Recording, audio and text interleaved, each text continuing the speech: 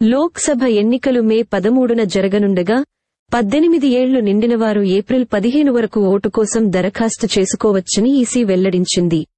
Voter లిస్టులో పేరులేనివారు, కొత్తగా vote నమోదు చేసుకునేవారు ఫామ్ -6ను ఆన్లైన్లో లేదా స్థానిక ఎన్నికల అధికారికి సమర్పించవచ్చని తెలిపింది. ఓటర్ వెబ్సైట్ లింక్ క్రింద డిస్క్రిప్షన్లో ఉంది. లింక్ ద్వారా నమోదు చేసుకోవచ్చు.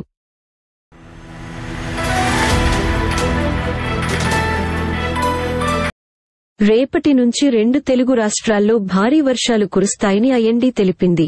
ఈ నెల 21 వరకు ఏపీ, తెలంగాణలోని పలు ప్రాంతాల్లో వానలు పడతాయని అంచనా వేసింది.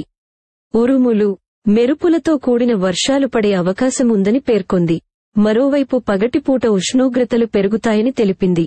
సాధారణం కంటే అధికంగా ఉష్ణోగ్రతలు పెరిగే ఛాన్స్ ఉన్నట్లు అంచనా వేసింది.